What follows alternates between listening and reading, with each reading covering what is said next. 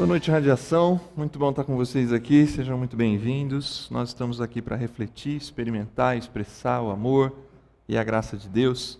É um privilégio estar com vocês aqui. Pessoal que está em casa, também sejam muito bem-vindos. É muito bom estar com vocês. A gente está chegando ao final do ano e um final de ano diferente, imagino eu, por conta desses últimos 2 anos. Um final de ano em que a gente começou a dar os nossos passos fora de casa, começou a sair um pouco mais, começou a viajar, e agora a gente entra nessa reta final. Antes mesmo de começar a exposição aqui da série, eu queria só lembrar para você que está em casa, para você que está aqui presencialmente, algumas coisas importantes que a gente vai comunicando ao longo aí dos próximos dias. Hoje nós estamos aqui presencialmente e semana que vem será o nosso último encontro presencial do ano. Se você não estiver viajando, estiver aqui na cidade, não me deixe sozinho aqui, vem estar com a gente aqui. Eu já sei de algumas pessoas que já vão viajar durante essa semana. Então, no próximo sábado, a gente tem o nosso último encontro presencial. Nos dias, se eu não errar aqui, 25 de dezembro e 1º de janeiro, nós publicaremos uma live com uma mensagem de Natal e uma live com uma mensagem de Ano Novo, curta, objetiva, uma reflexão rápida, de um tempo bem curto ali, para você assistir e compartilhar com seus amigos, com seus familiares, desejando aí um bom Natal, um bom Ano Novo para as pessoas. Então fique atento, se você estiver aqui, você mesmo que ficou em casa hoje, se estiver em Campinas no dia 18, e quiser estar com a gente, puder estar com a gente, vai ser o último momento que a gente vai ter junto para agradecer a Deus, para pensar um pouco mais e receber esses tesouros do Natal. E aí, 25 e 1, a gente faz esse recesso para que todo mundo possa ficar muito à vontade com seus familiares e nós retomamos no dia 8 de janeiro, se eu não estou falando nenhuma data errada aqui, tá bom? E aí, ano que vem, fique atento aí às nossas redes sociais, vem algumas coisas novas, algumas questões que a gente tem pensado nessa retomada agora, 2022, parece que tudo caminha para uma retomada 100%, e é nessa expectativa que a gente vai trabalhar e tentar concretizar o ano de 2022, mas esses 2 últimos anos têm ensinado a gente que é um passinho de cada vez, uma andadinha de cada vez, para a gente ver se a gente não encontra frustração de alguma dificuldade. Estão dizendo, inclusive, dessa Ômicron, que é um presente de Natal. Eu não sei se você leu uma matéria assim, que essa nova cepa do vírus é um presente de Natal, porque parece que ela tem efeitos bem mais leves, e isso pode ajudar uma contaminação de rebanho maior ainda, e assim a gente encerrar aquilo que se tornou a pandemia do coronavírus. Mas vem coisa nova por aí, fique atento para a gente estar junto em 2022. Bom, vamos lá. Não precisa levantar a mão, mas quem aqui se considera controlador? Que gosta de ter as coisas sob controle? Que se sente bem quando as coisas acontecem de tal maneira que você sabe, ou pelo menos acha que sabe, que você tem o domínio do que está acontecendo. Seja numa festa, seja numa igreja, seja no trabalho, seja na família, seja na vida pessoal. Será que você tem essa característica de ser controlador? Dizem os homens que as mulheres têm mais tendência a serem controladoras. Mas dizem os homens, não eu. Então eu não sei. O detalhe importante eu gostaria que homens e mulheres, a gente que está aqui, quem está em casa, pensasse por um segundo se nós temos essa tendência a sermos controladores. Eu acho que eu usei uma palavra agora há pouco, que a gente acha que tem o controle das coisas. Porque o ser controlador, ou ao ser um controlador, a gente achar que tem o controle, eu acho que é exatamente aqui que reside a questão. Na verdade, o que nós, controladores, ou vocês, controladores, precisam é da sensação de estarem seguros. Essa semana nós chegamos em casa, num dos dias que a gente chegou em casa, eu e a Paula, acho que a gente estava sozinho, sem as crianças, apertamos o elevador, e quando o elevador chegou no térreo, ele fez um barulho que parecia que o elevador tinha caído no fosso. Ele fez um barulho muito forte e a gente sentiu a porta balançar. E quando a porta se abriu, o elevador estava meio corpo para baixo do nível do térreo. E a gente assustou na hora, ligamos na portaria, esse elevador está com problema. Pede para o seu Paulo, que é o nosso zelador, avisar a empresa. E a gente subiu pelo outro elevador, mas eu não sei se a Paula reparou isso. Logo depois a gente precisou descer. Qual elevador a gente usou? O que estava com problema. Porque a sensação de segurança fez a gente ir para o outro elevador. Mas como a gente já tinha passado alguns minutos do fato, a gente se esqueceu e entrou no elevador com sensação de segurança, podendo correr o risco de sofrer o impacto lá no térreo que o elevador tinha feito agora há pouco, ou há minutos atrás. Não aconteceu. Por isso que eu falo para você que é controlador, ou você que é controladora, que isso é muito mais uma sensação do que uma realidade de que você tem o controle sobre todas as coisas. Presta atenção nesse texto. Ser controlador não envolve sempre querer dominar o outro. Muitas vezes as pessoas com essa característica quer ter o controle sobre o que acontece ao seu redor. Quer ter o controle da casa, o controle dos filhos, o controle da empresa, o controle do dinheiro, o controle, se sentir seguro de que tudo está sob controle. Por isso, essas pessoas sofrem muito. Se você está se identificando.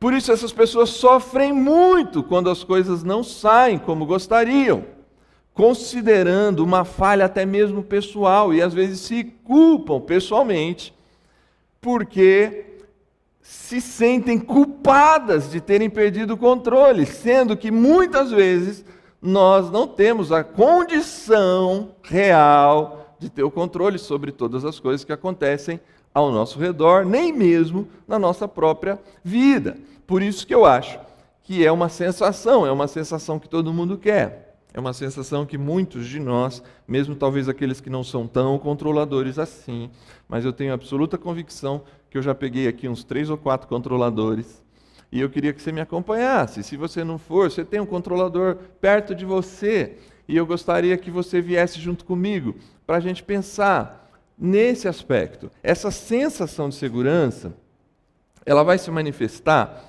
pelos meus superficiais estudos ao longo dessa semana sobre o assunto em 3 áreas. A primeira sensação de segurança importante para nós é a sensação de segurança externa. Tem um estudo da Unisys, é uma empresa focada em assuntos de segurança, e em 2020 ela divulgou seu relatório mundial com 16 países, a maioria de primeiro mundo e alguns emergentes, como o Brasil. E a conclusão do estudo de 2020 é que o Brasil é o país com maior crescimento em preocupações com segurança no mundo. Em 2020, o país que elevou o nível de preocupação com segurança em todo o mundo, o Brasil foi o primeiro. E quais são esses aspectos da sensação de segurança externa? São questões como segurança nacional, a segurança financeira, a segurança da informação, segurança dentro da internet, né? E a segurança pessoal. São as 4 áreas dessa pesquisa da Unisys. Se você se interessa pelo assunto, procura aí o estudo Unisys 2020, que você vai ter detalhes sobre ele. Mas é a ideia, essa sensação de segurança externa, é essa sensação de sair na rua do seu dinheiro no banco, no cartão, no Pix, da segurança da sua informação pessoal e a sua segurança para andar por aí. Eu recebi um desses spams de WhatsApp, depois que eu percebi que era um spam, mas no primeiro momento eu não percebi. Eu estava para ir no shopping trocar um tênis do meu filho, uma sandália do Rafa, e recebi um WhatsApp assim: cuidado nos shoppings, porque estão roubando crianças. Não sei se você recebeu esse spam. Eles seguem você e chega um ponto, é essa, e pega a criança e leva a criança. E depois é um sequestro relâmpago para pedir resgate. Depois eu fiquei pensando, depois que passou a sensação de insegurança, como é que ele vai saber meu telefone para pedir resgate? Mas esse é um outro problema. O detalhe é que eu não queria levar, eu fiquei com a sensação de insegurança, e eu tinha que ir no shopping, e eu falei, eu não vou levar o Rafa nem o João. Só que por essas coisas da vida, a minha esposa a Paula tinha uma atividade para fazer, que não podia ficar com as crianças, e vocês sabem que quando a esposa fala que não pode ficar com as crianças, é porque ela não pode ficar com as crianças, por mais que a gente diga que ela precise ficar com as crianças, mas quem ficou com as crianças? Eu. Aonde? No shopping. Eu contei a história para os dois moleques, João e Rafael, falei, cuidado, estão roubando criança no shopping. Os dois grudaram aqui na minha mão e a gente foi, né? Nunca andamos de mão dada no shopping. Quem passava falava, nossa, olha que família. E aqui indo, tal, pá, e os dois assim, né, olhando. Gente, entrei na loja, troquei e tal, saímos, e aí lá aqui, no Dom Pedro, naquela parte nova daquela, como é que chama? Alameda. Na Alameda tem uns brinquedos de criança ali, Disney e tal, e tinha um negócio tipo uma xícara, aquela xícara maluca. E o João, eu quero ir nesse brinquedo, pai, eu quero ir nesse brinquedo. Não, João, você sabe, estão roubando criança. Aí ele falou, não, pai, mas eu quero ir. Eu falei, então tá bom, vai. Gente, é uma grande coincidência. Mas entrou os dois moleques girando. Não, antes de entrar, desculpa. Eu estou com os dois aqui, na minha frente, com a mão no bolso. Uma criança lá dentro girando e eu esperando os dois entrar. Vem duas mulheres do meu lado e falam assim, esses meninos são seus? Eu falei, são. Acabou de sumir duas crianças exatamente com a descrição deles. Eu falei, esses são meus. Pode ter sido uma grande coincidência, mas tenta como é que a cabeça dá sensação de insegurança externa para quem está vivendo isso. Acabei de ler um spam que me deixou inseguro, deixei meus filhos inseguros, e o Rafael, pai, quando as duas vieram roubar eles. Porque para eles foi isso, mas assim, duas crianças, dois meninos, devem ter sumido dentro de uma loja.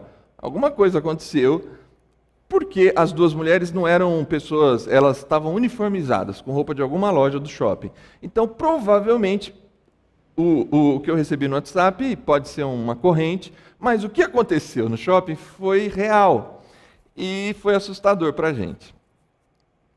Sensação externa.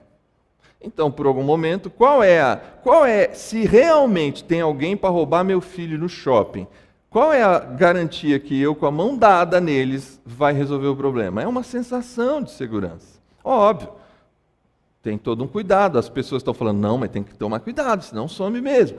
Mas é sensação. Se tiver que acontecer alguma coisa, infelizmente, por vezes, vai acontecer. E eu oro a Deus que não aconteça comigo, que eu entraria em desespero e com nenhum de vocês. Uma outra área de sensação, de segurança, é a sensação interna. Tem um programa de assistência na Espanha que está detectando distúrbios de fobia social, eles devem aumentar com o fim agora do confinamento. Então, assim, a sensação externa é se sentir seguro com o externo. A segurança do shopping funciona, a polícia funciona, o meu banco é seguro, o Pix é seguro. Eu tenho uma sensação de que as estruturas governamentais externas funcionam e eu confio nelas ou desconfio delas. A sensação interna já é uma sensação mais de um nível de pessoalidade. Por exemplo, essas fobias sociais que o pessoal está dizendo lá na Espanha, que é uma tendência agora para 2022, é a agorafobia, não sei se fala exatamente assim, mas deve ser agorafobia, que é o medo de lugares. Por exemplo, shoppings. Gente que ficou tanto tempo sem ir em shopping que agora está com medo de ir em shopping, ou está com medo de sentar numa mesa de restaurante que levantou outra pessoa. É a agorafobia. Eu tenho medo de alguns lugares, Porque eu estava tão acostumado com o ambiente da casa, do qual eu tenho certo controle, eu lavo meu prato, eu sei quem entra dentro da minha casa e quem não, que agora eu estou com medo dos lugares. É um distúrbio de fobia social, diz o pessoal lá da Espanha. Um outro é o transtorno de controle. Gente que estava acostumado com a rotina nova criada dentro de casa e que agora está tendo que voltar para o trabalho ou voltar para outras relações. E esse descontrole da rotina gera transtorno obsessivo porque está perdendo um controle que nesses 2 anos foram criados. E a própria fobia social. Conversa e se relaciona somente com as pessoas que conhece e se esquiva daquelas pessoas que não conhece muito e que acha que pode estar com algum problema. Eu sei que não é o melhor dos mundos no momento que a gente está vivendo, mas na nossa viagem agora, um dos filhos do amigo nosso que estava com a gente, estava com uma tosse alérgica, que não era virose, não era nada, não transmissível, nada, mas era aquela tosse seca. E uma hora entrou no ambiente das crianças e ele tossiu, e vários pais tiraram as crianças de dentro. Essa esquiva social, eu sei que esse caso talvez você faria o mesmo, mas essa esquiva social de algumas pessoas eu não falo mais. Eu não converso mais com pessoas desconhecidas, não dou a mão para pessoas desconhecidas ou coisa que o valha, para ter essa sensação interna de estar seguro. Sensação externa, sensação interna, e a última, eu falei que eram 3, é a sensação íntima. É o que o pessoal chama de segurança afetiva no Departamento de Psicologia Social da PUC São Paulo. O que é a segurança afetiva? É o controlador, é aquela pessoa que tem que se sentir seguro, afetivamente seguro de que as coisas estão sob controle. Ela precisa achar que as coisas estão sob controle, e se o marido, os filhos, a esposa, o amigo, o parente, alguém abala essa segurança afetiva, não fazendo as coisas do jeito que ela ou ele espera, ela entra num processo de insegurança afetiva, porque ela está perdendo o controle. Aí vem o Dr. Hélio aí e diz assim: nem mesmo a pessoa mais poderosa do mundo consegue ter controle de tudo. A gente só consegue controlar algumas coisas, como a roupa que vai vestir ou o que vai almoçar. Às vezes nem o que vai almoçar, às vezes nem o que vai vestir. Num tempo em que a gente mal passa a roupa, às vezes você pega a que está passada e não a que você talvez gostaria de vestir. Mas essa sensação de estar tudo sob controle é uma sensação. Até agora, o que eu estou tentando mostrar para você, e eu sei que eu não vou te convencer a ser menos controlador, mas eu espero te ajudar um pouco com essa introdução aqui. Sensação externa, sensação interna e sensação íntima de segurança são sensações. Mas a necessidade da segurança é real. Ainda que elas sejam sensações, a necessidade de se sentir seguro é uma realidade. E o Natal, o nascimento de Jesus, dentre os presentes ricos do Natal, um dos ricos presentes do Natal, um dos presentes mais, tesouros do Natal, é a oferta da segurança. A oferta de se sentir seguro. E mais do que se sentir seguro, estar seguro, mesmo que a sensação por vezes seja de insegurança. O Natal, o nascimento de Jesus, ele oferece um relato que nos mostra um presente que Jesus traz para nós com o seu nascimento, que é estar seguro, encontrar segurança, mesmo nos dias de insegurança. O texto que vai nos ajudar é esse aqui. Depois que Jesus nasceu em Belém da Judéia, nos dias do rei Herodes, magos vindo do Oriente chegaram a Jerusalém e perguntaram: onde está o recém-nascido rei dos judeus? Vimos a sua estrela no Oriente e viemos adorá-lo.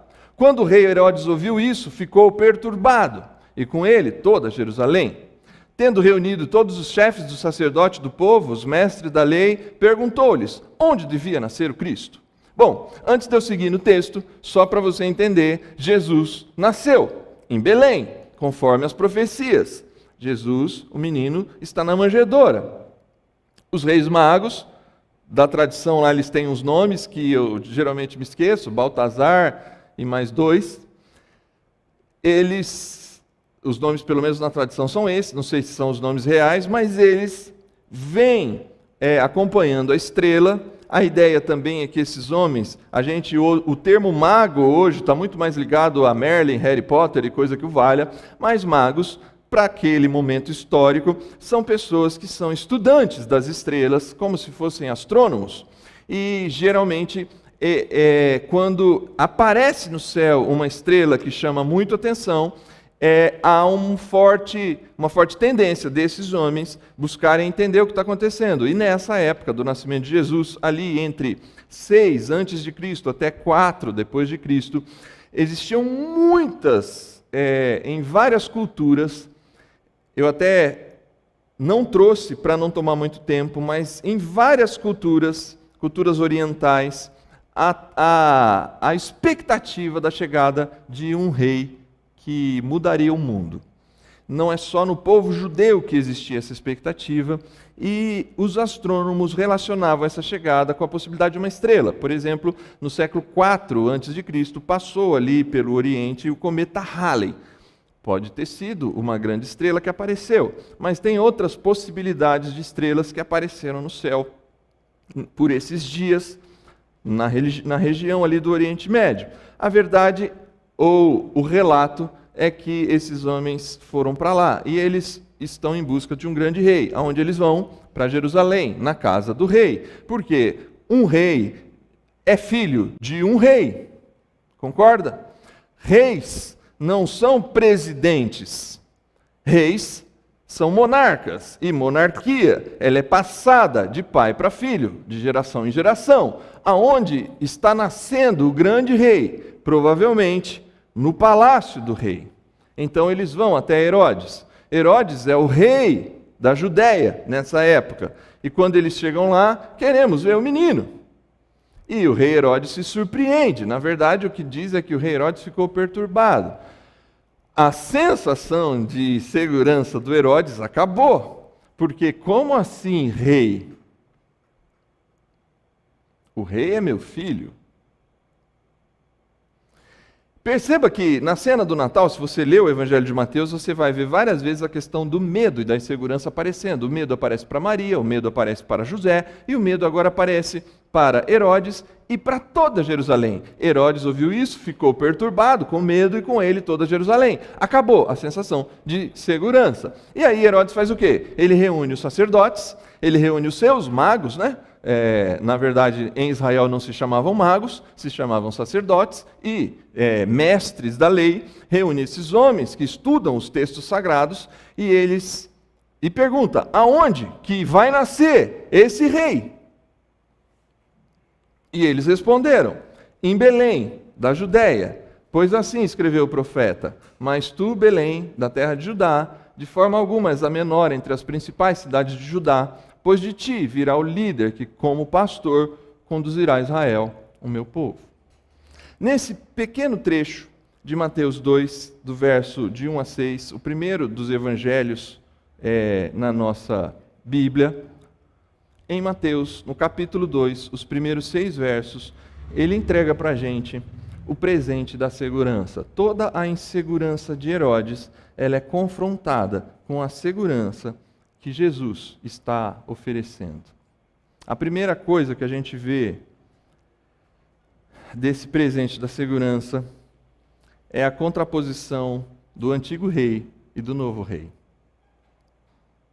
O texto contrapõe o rei Herodes e o menino rei, nascido rei dos judeus, o recém-nascido rei dos judeus.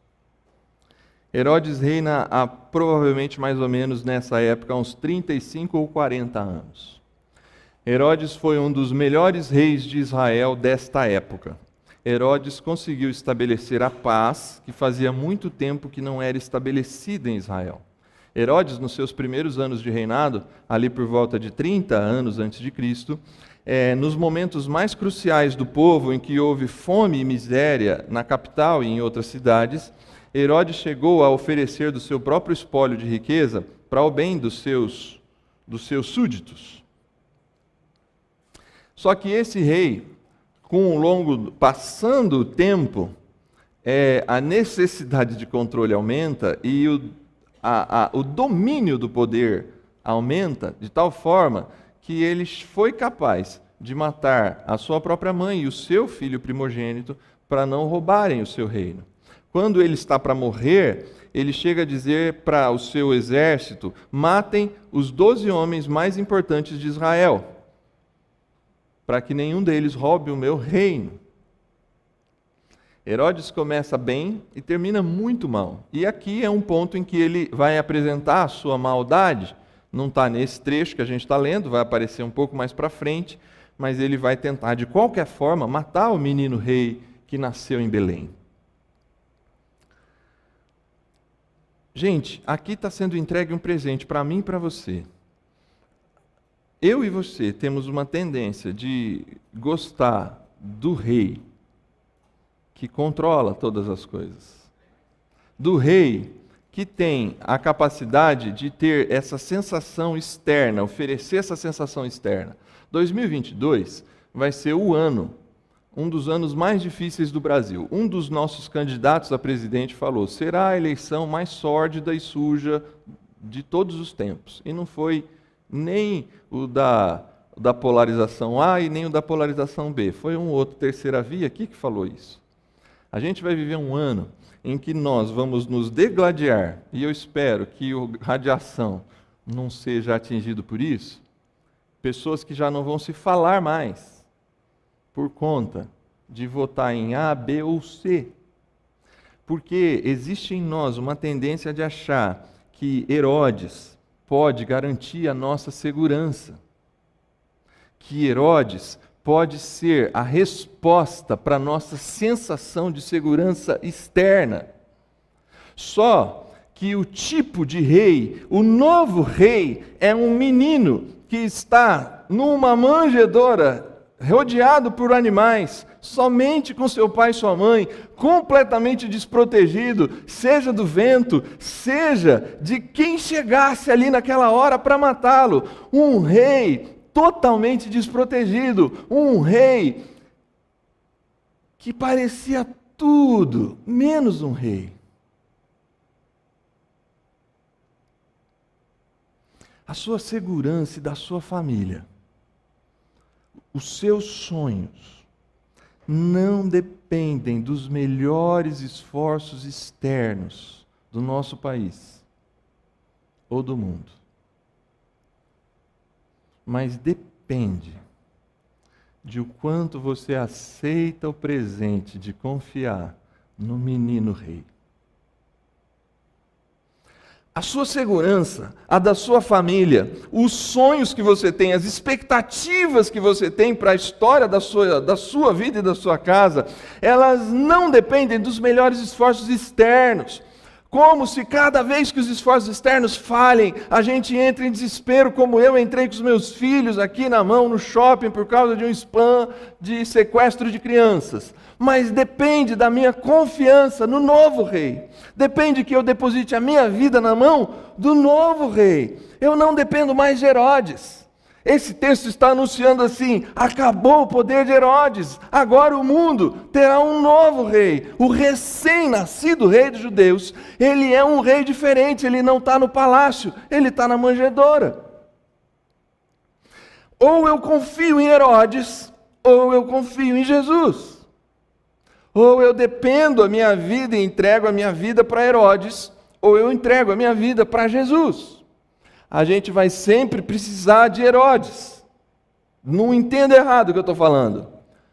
Escolha a melhor maneira possível o seu voto. Faça, a partir do seu juízo, a melhor decisão. Nós precisamos da segurança externa. Nós precisamos das pessoas que façam o bem. Nós precisamos que as coisas funcionem melhor, mas não deposite a sua confiança, não torne para si Deus aquilo que não é Deus. Dependa e confie em Jesus. O texto ele vai confrontar também um outro aspecto, a nova capital. O texto confronta Jerusalém e Belém.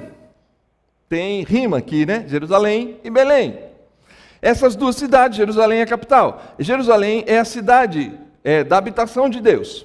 Na maioria dos textos que você lê sobre Jerusalém, Jerusalém sempre está colocada como algo positivo, porque Jerusalém é vista nas Escrituras como a visão da cidade de Deus. Tanto é que quando a gente fala da volta de Jesus, a gente fala também da nova Jerusalém. Nesse texto específico, Jerusalém é vilão. São um dos poucos textos em que Jerusalém é o local da habitação do antigo rei, porque o novo rei não nasce em Jerusalém, nasce em Belém. Belém aqui é a nova capital do novo rei, e Jerusalém representa o poder de Herodes. O texto vai dizer que os magos chegam em Jerusalém. Quando eles chegam lá, eles descobrem que o rei não está em Jerusalém, mas em Belém. Jerusalém, o significado desse nome é cidade de paz. Tem algumas variações, se você procurar no Google, em outras ferramentas de estudo, mas se concorda bastante que Jerusalém é o local da paz. Só que Jerusalém, nesse momento, ele representa um centro de poder que tem uma paz aparente, porque ela é controlada por forças humanas e espirituais da maldade. E Belém, o significado de Belém aí todo mundo concorda, é casa do pão. Belém é uma pequena cidade, a casa do pão. Belém não tem a grandeza de Jerusalém. Belém não tem a beleza de Jerusalém. Belém não guarda os poderosos de Jerusalém. Belém é uma pequena cidade, posto que entre as menores da Judéia, mas foi onde nasceu o grande rei de Israel, o rei Davi. E agora, as profecias de 500, 600 anos antes desse fato, disseram que o menino rei nasceria em Belém.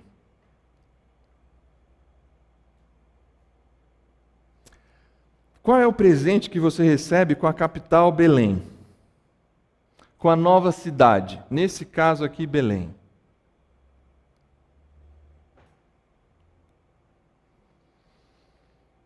A tendência da segurança interna é pensar que as minhas melhores escolhas me dão segurança.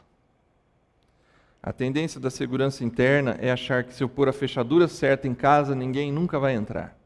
A tendência da segurança interna é achar que se eu comprar o carro X, eu vou estar seguro nas ruas. A tendência da segurança interna é pensar, quando viaja no avião, em escolher a parte da frente ou de trás. Não sei o que você prefere.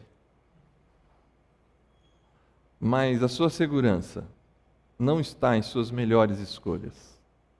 A sua segurança repousa em uma única escolha: construir a sua morada aonde Jesus está.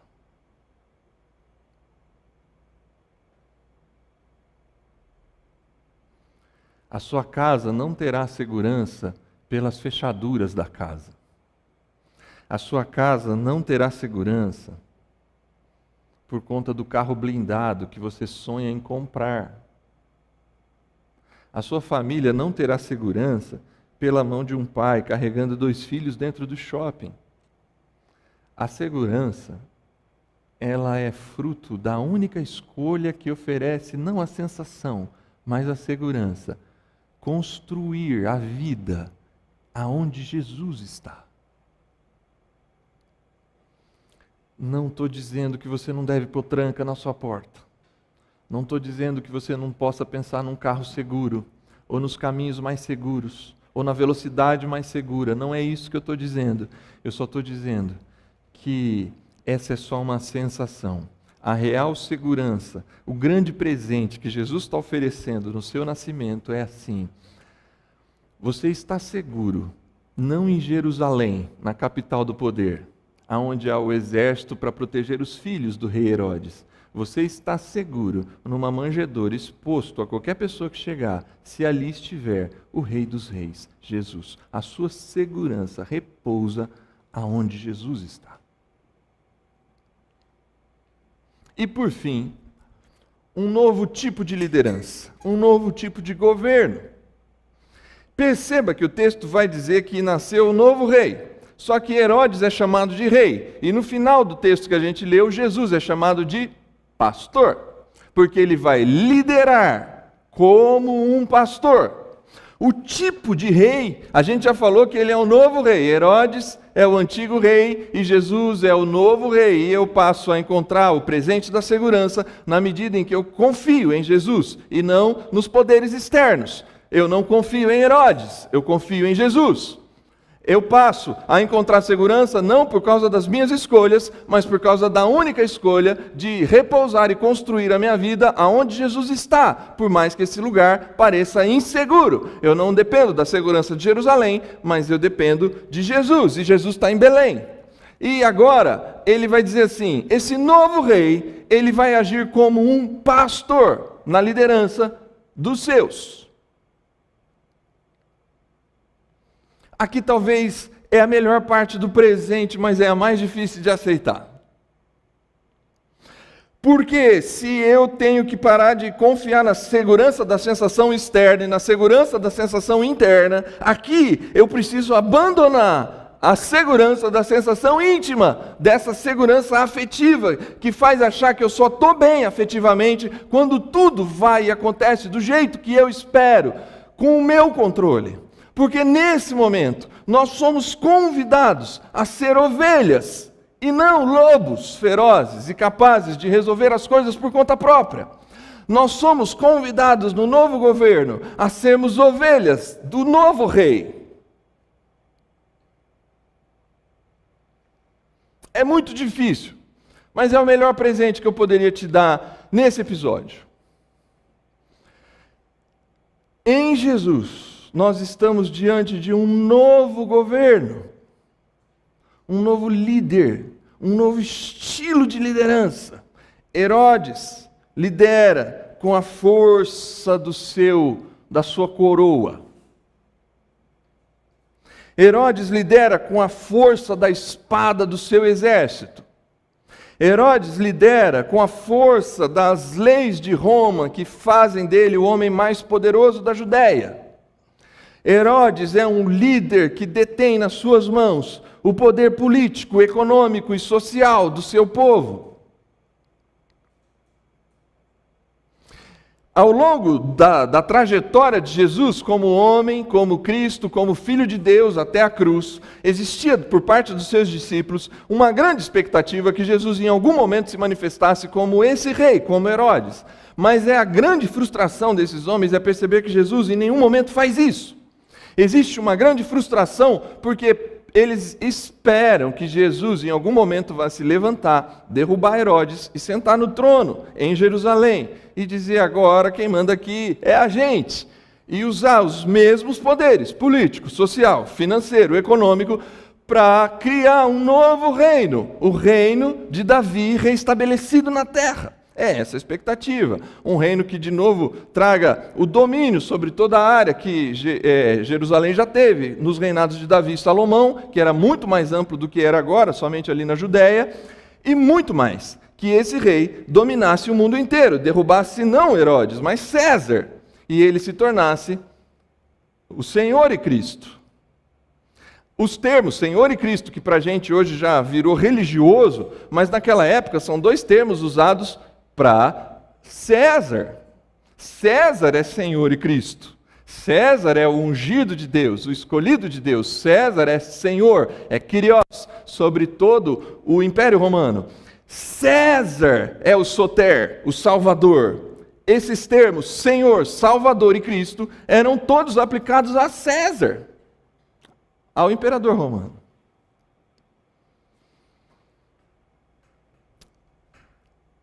A liderança de Jesus não se dá pela força da espada. A liderança de Jesus não se dá por uma coroa de ouro.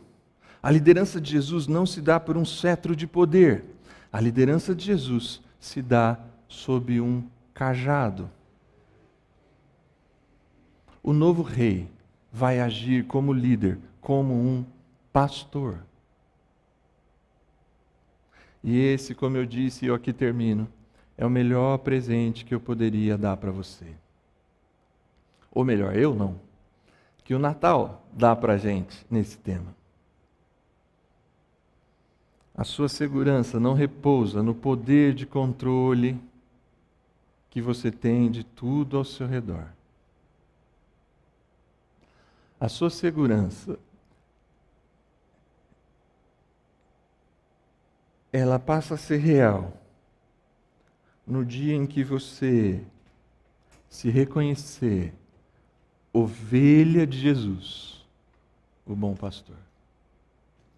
No dia em que você, ovelha é um dos animais mais débeis, mais simples, mais sem voz para nada.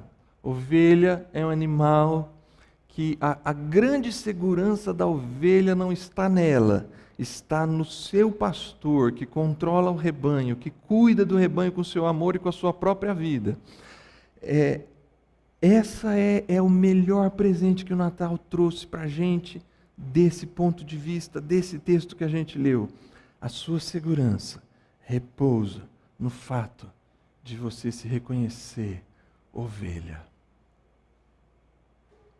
Quando você se reconhece ovelha, o punho cerrado se abre. Quando você se reconhece ovelha, os seus melhores esforços para ter o controle da sua casa e da sua família, os seus melhores esforços para ter controle sobre tudo que está acontecendo ao redor, os seus melhores esforços para achar que você é a melhor pessoa para controlar a sua vida e tudo que acontece ao seu redor, como se você por um momento descansasse, houvesse em você a fraqueza e tudo ruísse, e você vai se sentir culpado pessoalmente porque você viu que você não está conseguindo controlar todas as coisas.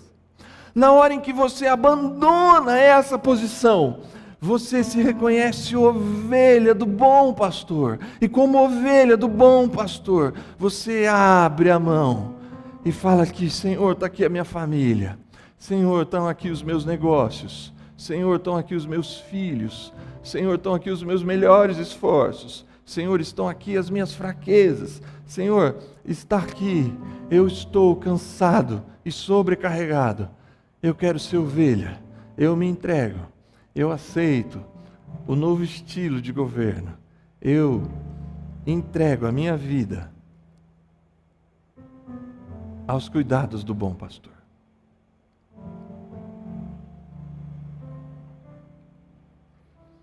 Esse é o presente da segurança. O presente da segurança livra você de achar que você deve confiar em Herodes e você confia em Jesus.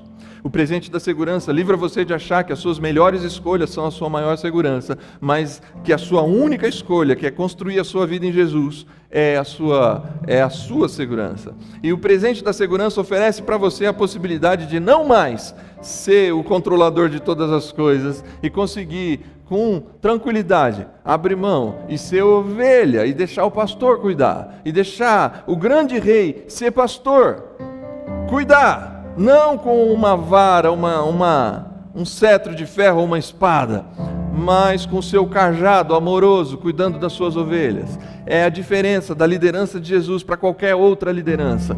Toda liderança acha que talvez o melhor jeito é a imposição. Jesus acha que o melhor jeito é o amor. Esse é o presente que Ele te oferece nessa noite. Eu termino contando para você que a gente, pelos filmes, infantis ou adultos, a gente reconhece a manjedoura como um espaço meio rural, com uma cerquinha em volta, uma vaquinha, uma ovelhinha, e talvez ali naquele campo aberto, olhando para cima, e aquela estrela bem aqui assim, como que estivesse fazendo um holofote naquele campo aberto, e aí os reis magos chegam nesse campo aberto. É assim que a gente costuma pensar a manjedoura, nesse campo aberto. Os filmes fazem a gente pensar assim. Mas os melhores estudos arqueológicos, eles trabalham com a hipótese de que as manjedouras nessa época e esses estábulos onde ficavam os animais nessa época eram pequenas cavernas cavadas próximas às hospedarias. Então está aqui a hospedaria e está aqui uma grande pedra, e aí é cavado na pedra um espaço para que os animais ficassem dentro da pedra, uma pequena caverna. E essas pequenas cavernas, é provável que a cena dessas pequenas cavernas fizeram com que os reis magos entrassem diante de Jesus, não assim, para entregar presentes. É muito provável que os reis magos, pela arqueologia, entraram diante de Jesus assim.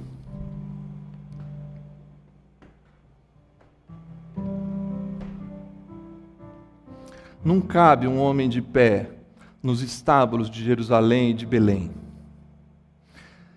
A igreja do Natal, onde tradicionalmente se pensa que é o nascimento de Jesus, quem já foi a Jerusalém deve ter conhecido, quem não foi, quando for, vá.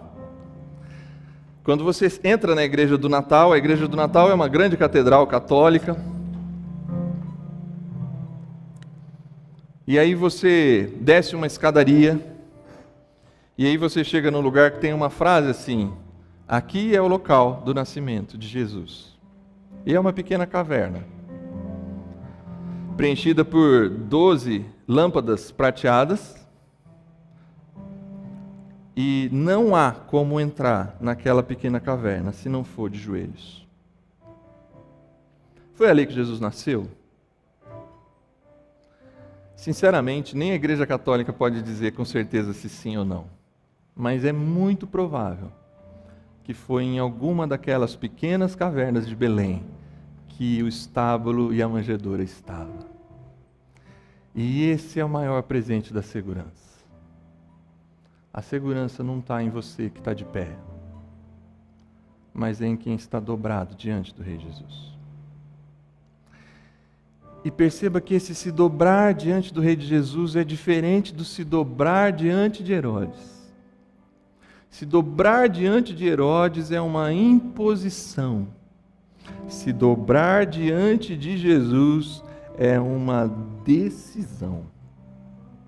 Se dobrar diante de Jesus é uma decisão de reconhecimento que a minha segurança, a minha vida, agora depende do menino rei, o recém-nascido rei dos judeus.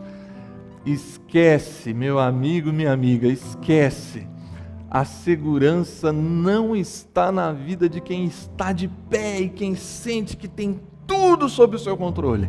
A grande segurança está diante daqueles que se dobram, opcionalmente, intencionalmente, com o coração quebrantado, aos pés do Rei Jesus. Receba o presente da segurança. Esqueça a sensação de segurança e receba a segurança dobrado diante de Jesus. Que Deus te abençoe.